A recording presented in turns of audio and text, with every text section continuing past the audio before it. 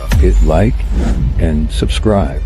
You're watching the Marc Lamont Hill official YouTube channel. Peace, family. This is your brother, Marc Lamont Hill. Welcome to Night School. Every night here on the Marc Lamont Hill official YouTube channel, we hold Night School, where we break down the most controversial subjects, the most engaged debates, the most interesting topics going on in the world today. And tonight is no different. It's good to see everybody. I apologize for the technical difficulties. I will have them fixed. Again, it's all on me, just hitting wrong buttons and such. Again, I apologize for the delay. I'm not feeling very well, as you can probably tell. Got some weird respiratory thing. I'm not breathing very well. And by very well, I mean like I'm out of breath constantly. So we're gonna keep this short. But I wanted to talk to you all a bit because so many things are going on in the world today. And I think it's important for us to touch on them. And even though I don't want to ignore myself, my health, my body, I also don't want to ignore this crazy world we're in. Some interesting things are happening, some dangerous things are happening in the world. And I just want to make sure we're covering every single one of them. Let's get started. Let's get right to it. Van Jones. Let's start there. Now, tomorrow, which is basically now today, makes 2 years since the October 7th attacks and the start of the genocide in Gaza. And on the eve of that, CNN host Van Jones is walking back comments he made about the war in Gaza that sparked widespread outrage online. During an appearance on Real Time with Bill Maher this past Friday, Van Jones described viral videos showing dead Palestinian children as part of what he called a, quote, massive disinformation campaign by Iran and Qatar. His comments in terms of the live studio audience drew laughter, but of course, swift condemnation afterward. He basically said that this massive disinformation campaign has been so intense that when you look at your phone, all you see is dead Palestinian baby, or dead Gaza baby, dead Gaza baby, dead Gaza baby, dead Gaza baby, Diddy, dead Gaza baby. The audience laughed. Bill Maher laughed. The people on the panel next to him laughed. Most of the world, however, didn't laugh. It was a pretty disturbing comment. And over the weekend, it was so bad that Van Jones issued a public apology on X, and I believe on his Instagram stories as well, which is where I saw it, writing that his remarks were, quote, insensitive and hurtful. He said that the suffering of the people of Gaza, especially children, quote, is not a punchline. And he also added that he was, quote, deeply sorry it came across that way. Jones said his intent was to warn about foreign disinformation campaigns, but admitted that his words were, quote, flat out insensitive. He wrote, babies are dying every day in Gaza. Nobody should make light of that. So many things to talk about here. First, who cares about Van Jones's apology? For multiple reasons. One, Van Jones has made it very clear in the last 2 years that he no longer has the position he had a decade ago, 2 decades ago, where we spoke about the urgency and the necessity of a Palestinian state, where he talked about a necessary end to the Israeli occupation of the West Bank and Gaza. I guess my point is Van Jones knows what the right side of the issue is. Van Jones knows how to stand on the right side of history. He just chooses not to. Second, Van Jones was very strategic in both what he said that night and what he apologized for. Again, when someone says, I'm sorry it came across that way, you're still kind of saying, I'm sorry you took it that way, as opposed to, I'm sorry for what I did. But I don't want to get into the kind of the semantic piece of this, although I still don't believe it was an earnest apology, even on its face. He said that he apologized for his tone. He apologized for being insensitive and hurtful, which he was, and he should apologize for that. And that the reality that he described was not or should not be a punchline. But all that is about delivery. there was a cruelty and an insensitivity in his delivery. But what we have to remember is it's not just the delivery here. It wasn't just that he was mean. The issue here is that he wasn't telling the truth. He wasn't speaking the truth. Um, yes, babies are dying in Gaza every day. Somehow he managed to say that, but still couldn't manage to say why. He still couldn't manage to explain that the dead Gaza babies that he talked about were because of the violence, the gross transgressions, the willful indifference, etc., of the Israeli state. Yeah, yeah, babies are dying every day. Yeah, but why, Van? And that gets to the heart of the matter. The thing that he did not apologize for, the thing that he did not acknowledge, was this claim that he made that there is a mass disinformation campaign by Iran and Qatar. Based on what? Where's your evidence, Van? Where's your proof?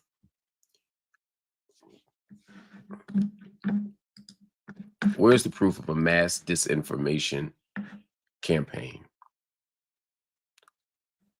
But let's keep going, right? Let's say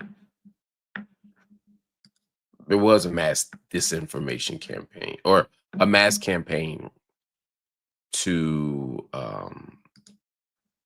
control what pops up on our phones. Let's just say that's true. It's not, but let's just say it's true. In this case, I'm not saying there's no efforts being made to control what we see. Of course there is. But in this matter, let's just say, for argument's sake, that Iran and Qatar conspired to make sure that all we see in our phone is dead Palestinian babies. That doesn't negate the fact that there are children, as you put it up, and dying every single day in Gaza. So why would you be more focused on who's putting a spotlight on the suffering than the suffering itself? You're a freedom fighter, man. That's what you called yourself, right? You were an activist. You were an organizer. You were a truth teller. If there's an illegal war happening, if there is a genocide happening, why the hell are you worried about who's telling us about it rather than the fact that it is happening? But in doing that, you're making it seem as if not only are Iran and Qatar conspiring, as you said, to turn the West against itself, whatever the hell that means, but you're trying to make it seem as if the children and the stories of children and the death that we're witnessing in Gaza is somehow manufactured, somehow less authentic, and that this campaign is overstating or misrepresenting what's happening there. That claim, that logic is a dangerous one. It's a dangerous one. It's a dangerous one. I just need to be very clear about that. I need to be clear about that.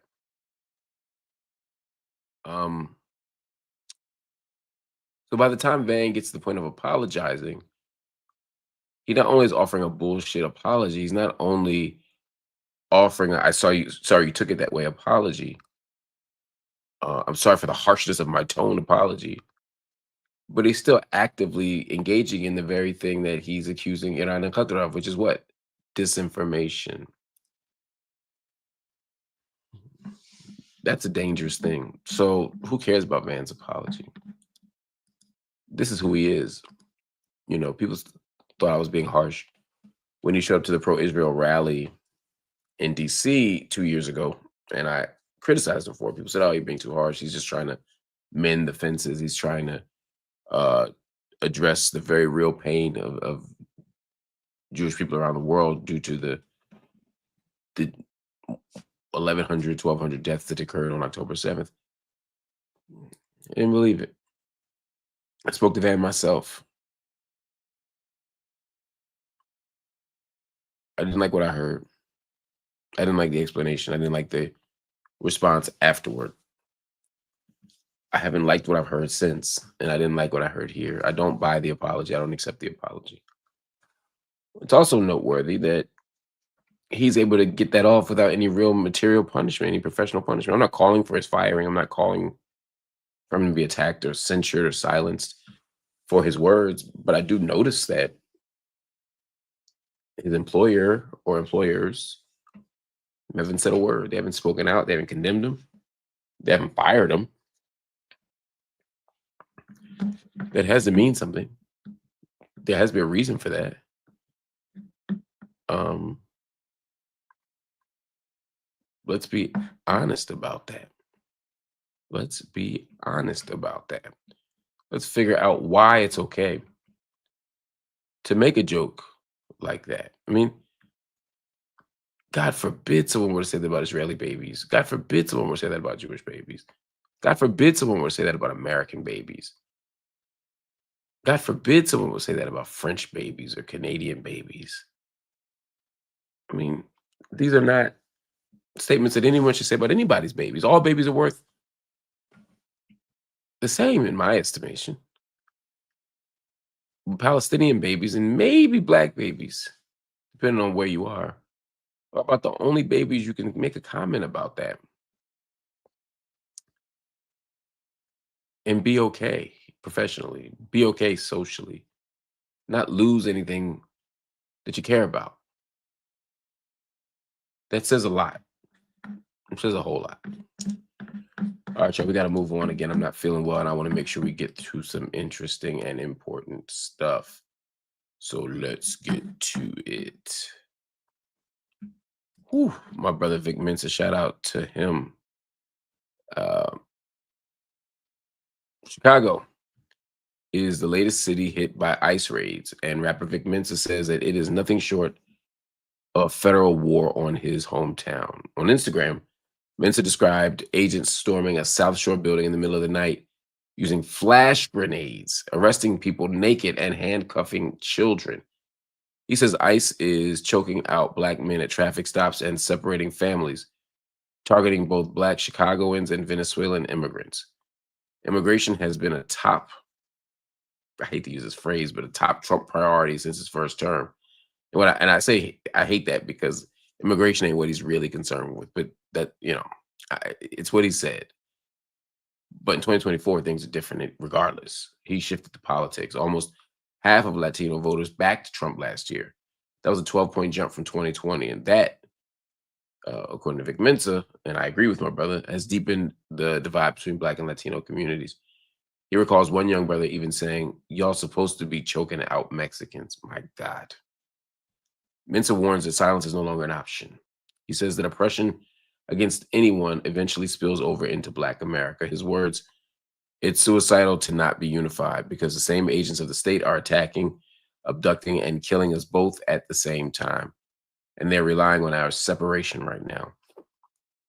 Mensa is urging communities to film every encounter, to share information with neighbors, and to know their rights. Because as he put it, the Gestapo has arrived, and this is not sweet. See, we just heard from Vic Mensa, and what we're describing here from Vic Mensa is the exact opposite of what we heard from Van Jones. Vic Mensa is standing up and he's speaking the truth. He's putting a spotlight on the misery. He ain't blaming it on somebody else. He's not saying it's a disinformation campaign because he don't like what it sounds like. He's being honest. Vic is being honest about the ICE raids. He's being honest about what the Trump administration has done. He's pointing out the material consequences of this draconian policy. And the fact that he referred to them as the Gestapo is telling. He's using a historical reference of one of the most awful, one of the most evil moments in American history, or in global history, excuse me, to highlight this point. But he's taking it a step further and he's saying, look, Trump has played into a kind of politics of division that has black and brown people at odds against each other, so that we black people are not as empathetic or outraged by the misery that brown people are catching right now, the hell that they're catching right now. And many of us bought into the Trump logic, the xenophobic logic that makes it almost seem as if that's what's supposed to happen. We can't do that. We should not do that. And Vic is pointing that out quite rightly. The question for me, the question we have to ask ourselves is how? How do we get here? And what's the end game? Well, part of it is what Chicago is doing, or what's being done to Chicago, is not isolated. This is happening in DC. This will be happening in urban centers all around the country. They laid out the groundwork for decades, and certainly for the most recent 10 years, by making it seem as if certain cities are out of control. The cities with the black mayors, the cities with the Democratic control, the urban cities. They're basically setting the stage to make you think that black people, brown people, are ungovernable, and certainly ungovernable amongst themselves. They can't govern themselves. Sounds like the Middle East in the late 19th century, early 20th century, with the mandates. You people deserve freedom at some point, but you're not ready to govern yourselves yet. So we'll come in and oversee. That's what they do. That's what they said. And that's what's beginning to happen right now in Chicago. At the same time, they've created a moral panic and a civic panic around Mexicans in particular, but also, as we see in Chicago, also Venezuelans, or Guatemaltecans, all the brown people, all the Latin American folk, all the Caribbean folk, even all the Central American folk, all of it. They've created this fear of them. They're taking your jobs. They're harming you.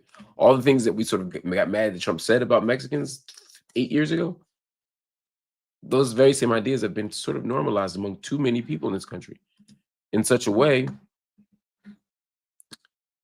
And I want to point out Jeremiah Muhammad, salute to you, brother, who's saying it's happening here in Memphis right now. Yes, it's happening in lots of places.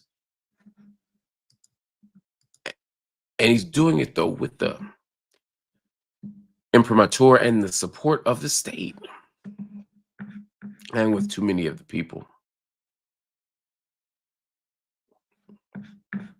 So salute to Vic Mensa for pointing it out. Salute to everybody involved in the resistance for not allowing this to happen without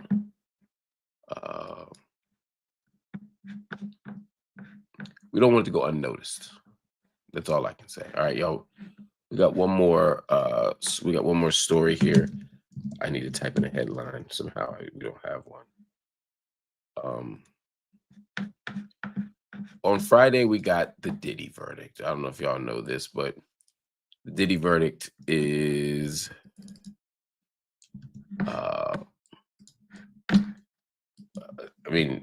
one of the biggest stories that we've had in a very long time. It occurred on the same day that the OJ verdict was delivered 30 years ago. And some people are upset. Some people are happy. Some people are indifferent that Diddy was sentenced to basically 4 more years. But it's gotten even crazier because, according to President Donald Trump, Sean Combs asked for a presidential pardon following his conviction on 2 prostitution-related charges. That happened today, according to President Trump. Now, again, it came from President Trump, so take it with a grain of salt. But I am inclined to believe him because this is the kind of stuff he loves to talk about and loves to celebrate. Speaking in the Oval Office, Trump said, "A lot of people have asked me for pardons. I call him Puff Daddy. He has asked me for a pardon." Now, based on that quote, it's not clear whether he asked him for it sooner or whether he asked him more recently, now that he found out what the sentencing is. But he certainly asked him after he was convicted. Anyway, Mr. Combs' team has not commented publicly on the president's remarks. Again, he was sentenced on Friday to more than 4 years in prison. He's going to receive a credit for the 12 months he has already served at the Metropolitan Detention Center in Brooklyn, along with a $500,000 fine. His lawyers are considering an appeal. They argue that the sentence is 4 times longer than what they requested and was based on unproven allegations outside of his convictions. Attorney Tony Garrigo said the jury made it very clear in their verdict that they acquitted him of the sex trafficking and RICO counts. Now, Combs has requested a placement at FCI Fort Dix. That's a low security federal facility in New Jersey. It's where John Forte was, if I remember correctly, where he could participate in the residential drug abuse program and other educational or rehabilitative programs to remain close to his family. Trump was also asked about a possible pardon for Ghislaine Maxwell, who is currently she is serving a sentence for her role in the Epstein sex trafficking scheme. The Supreme Court declined to hear Maxwell's appeal on Monday, leaving her conviction in place. So President Trump's got some decisions to make. The Maxwell one is messy and complicated because the Epstein trial seems to have implicated a whole bunch of people, including him. I'm not saying he did anything illegal. I'm not saying he did anything immoral. I'm just saying his name keeps popping up. And so that may make him more or less likely to do something about Maxwell. But when it comes to Diddy, this is where it gets interesting for him. Now, first, there is the Diddy argument. There's the Diddy legal team argument, which is he was acquitted of all that other stuff. Why is it being used as evidence of his immorality or his moral indifference or his criminality? You can't charge someone with 3 crimes, acquit him of 2, and then hold them accountable for the 2 for which they were acquitted in the 3rd one. That's the legal team's argument. Now, the judge's argument is different. Judge Supermanian said, wait a minute. Yes, I can. And presented case law to show that you can use some of the acquittal stuff against the defendant for the thing that they were convicted of. Now, it's not cut and dry. It's a little more complicated than that. In this case, the things that they're using against him are things that Diddy, I believe, is stipulated to and conceded. Even though he's found legally not guilty, that doesn't make you morally innocent. It doesn't make you factually innocent. You get what I'm saying? For example, you could be found not guilty using an affirmative defense. You could be found out guilty for procedural reasons. You could be found not guilty for things that don't absolve you morally. They just mean you shouldn't be legally found guilty. And can you use some of that stuff against someone? Yeah, you can. Legally. Now, again, we can raise our own ethical and moral questions about that. We can also say, does this follow the will of the jury? This is what the jury wanted. They could have convicted him for that stuff. They didn't. They didn't think he did it. Now what? Other approaches are, he is a monster. There are many things for which he was not acquitted. He has ducked accountability his entire life. We shouldn't be boo-hooing over these 4 years. This is the debate. This is a debate that will be used in law schools. This is a debate that will pop up in lots of places around the ethics question and the difference between morality and legal ethics. But Diddy and him said, look, we ain't trying to be no case study in law school. Diddy and him said, no, we want to be home. And people have long assumed that the ace in the hole, the thing that would definitely get him home, is Donald Trump.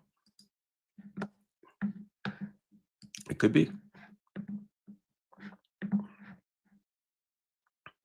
It could be.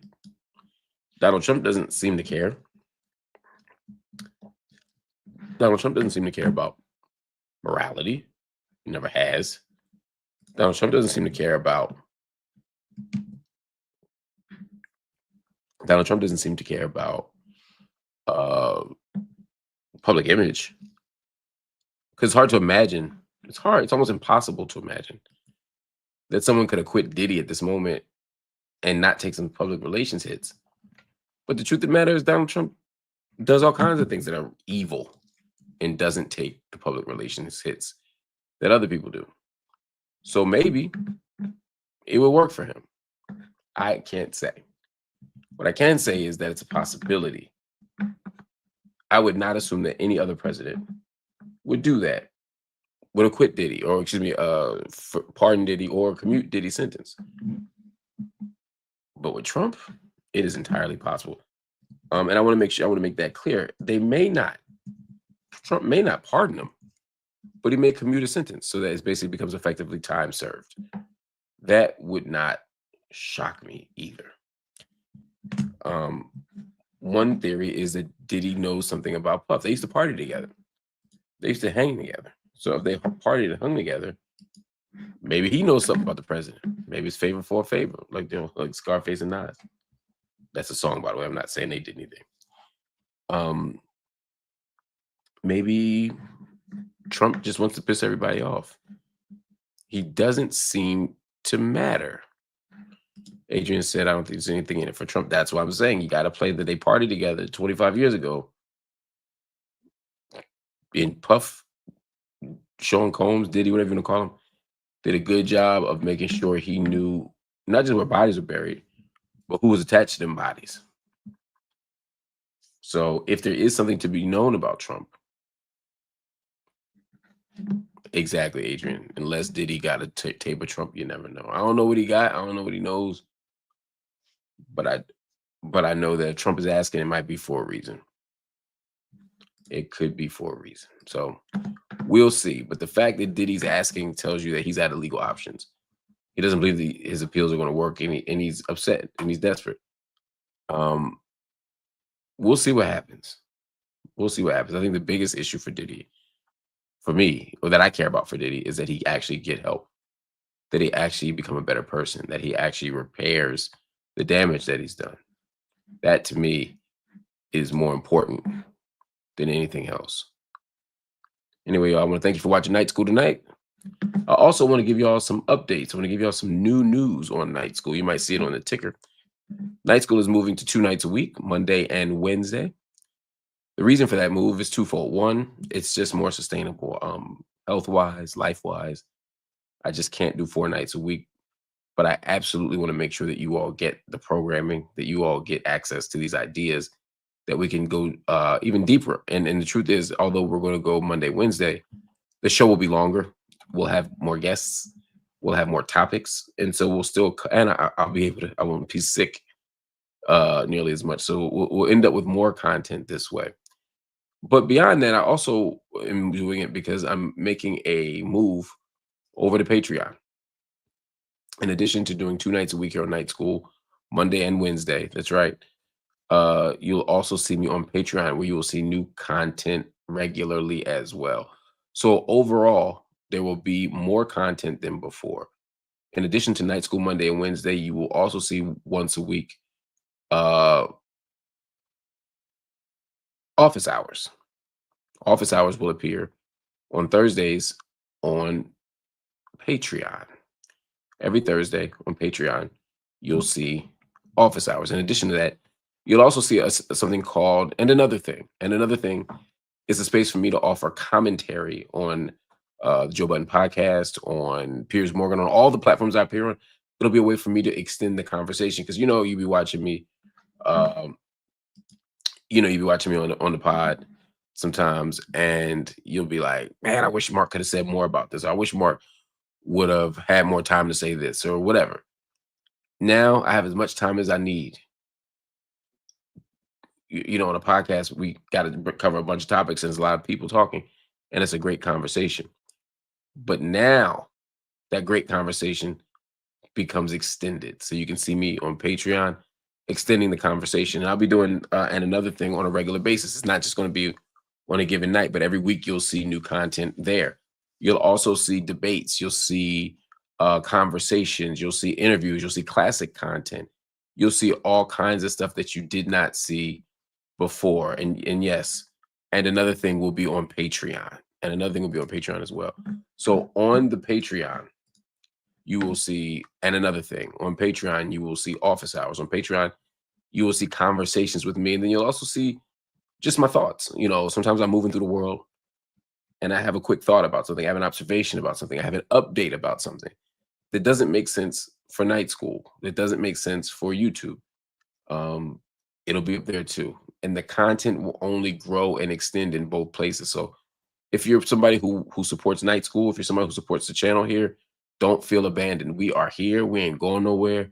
I'm making these adjustments to make sure that we can be here forever, ever. But I also want you all to support the Patreon, because there's a third reason. And the third reason is, as I've been telling y'all for years now, this takes a lot of work and it takes a lot of resources. I did not launch Night School. I did not launch YouTube to get rich. I launched it because I believed in education. I believe in education. I believe in public education. I believe and giving people access. It costs me a lot more to make this content than I receive from the content. In other words, I don't make money doing night school. I don't make money. I'm being fully transparent with you. I don't make money on YouTube doing this. You don't. It's like when people say you have a bookstore, you're making money. If I wanted to get rich and open a store, there's a lot of stores I could open.